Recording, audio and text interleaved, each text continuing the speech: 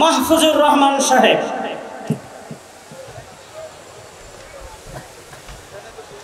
السلام عليكم ورحمة الله وبركاته. حامدا ومصليا ومسلما أما بعد. أعوذ بالله من الشيطان الرجيم. بسم الله الرحمن الرحيم. إن الله اشترى من المؤمنين أنفسهم وأموالهم بأن لهم الجنة. صدق الله العظيم. সংগ্রামী তৌহিদি জনতা, এমন এক সময়ে এমন একটা পর্যায়ে এসে আজকের এই সমাবেশে আমরা যোগদান করেছি যখন সবেমাত্র এক সাগর রক্তের মাধ্যমে, এক সাগর রক্তের বিনিময়ে বাংলাদেশ জুলুম মুক্ত হয়েছে, বাংলাদেশ নৈরাজ্য মুক্ত হয়েছে, বাংলাদেশ শোষণ মুক্ত হয়েছে, দুর্নীতি মুক্ত হয়েছে। এই যুদ্ধের মহাযুদ্ধের মহান সৈনিক, মহান যোদ্ধাদের স্মরণ করে আমরা মাগফিরাতের দোয়ার জন্য আজকের এই আয়োজনে আসতে পেরে আমি নিজেকে ধন্য মনে করতেছি।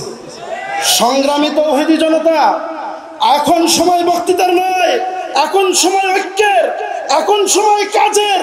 আগামীর দিনগুলো আমাদের পথ নির্দেশনার জন্য, আগামীর দিনগুলোর ক্ষেত্রে আমাদের কর্মপদ্ধতি নির্ণয়ের ক্ষেত্রে সিদ্ধান্ত গ্রহণের সময়।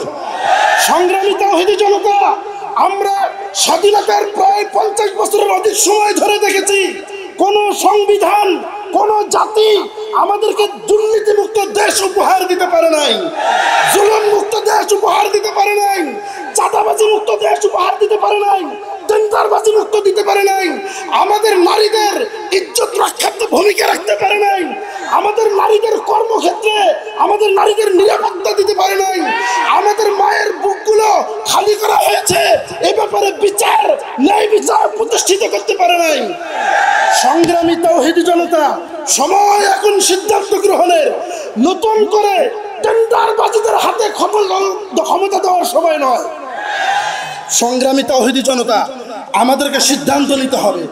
আগামীর বাংলাদেশ আমরা কোরআনের হাতে তুলে দিতে চাই, কি বলেন আপনারা? আগামীর বাংলাদেশ আমরা সুন্নাহর হাতে তুলে দিতে চাই, কি বলেন আপনারা? আগামীর বাংলাদেশ জাতির শ্রেষ্ঠ সন্তান, জাতির সূর্য সন্তান ওলামায়ে কেরামের হাতে তুলে দিতে চাই, কি বলেন আপনারা? আমরা চাই একটা জালেমেও যেন কোনো প্রকার ক্ষমতায় না আসতে পারে। এ ব্যাপারে সকলকে ঐক্যবদ্ধভাবে আন্দোলন গড়ে তোলার, সচেতনতা বৃদ্ধি করার আহ্বান জানিয়ে আমি আমার সংক্ষিপ্ত বক্তব্য এখানে শেষ করছি। ওয়া আখিরু দাওয়ানা আলহামদুলিল্লাহি রাব্বিল আলামিন। আসসালামু আলাইকুম ওয়া রাহমাতুল্লাহ। নারায়ে তাকবীর।